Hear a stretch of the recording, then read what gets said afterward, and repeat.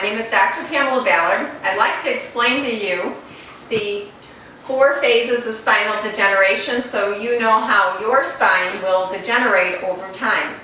Everybody thinks that their patterns are different, but it's not. There are general typical patterns of degenerative changes that occur, just like we get wrinkles, just like we get lines in our face, just like we get lines around our eyes or underneath our eyes. We also have changes that occur in the spine.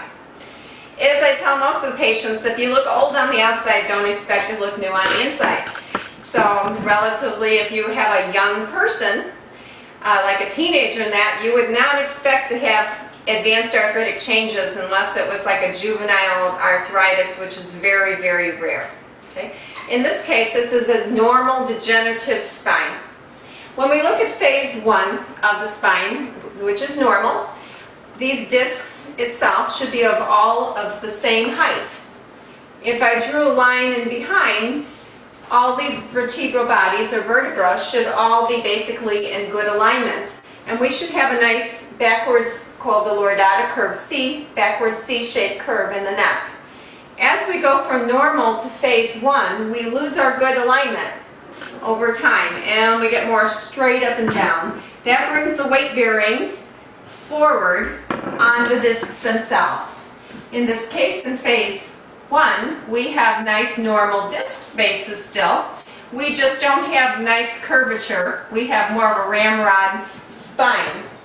And over time, if I come back to normal and I drew a line here and here where it intersects is C5, C6, as you can see here, which would be the greatest stress area from these angles, depending on if I'm taking an angle forward or back. So in this case, it's more bone against bone, more hazy, not defined like the ones above.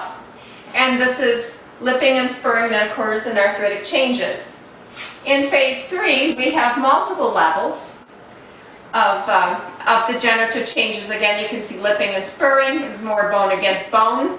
We don't have the nice defined disc spaces that we had before.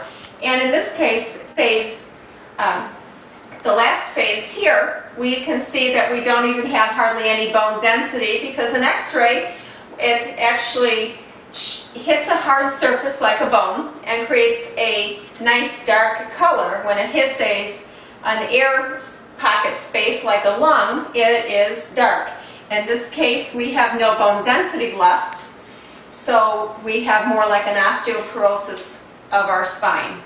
Plus, we have advanced arthritic changes.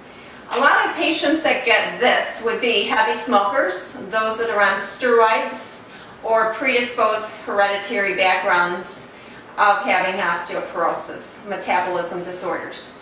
Thank you for coming. Thank you.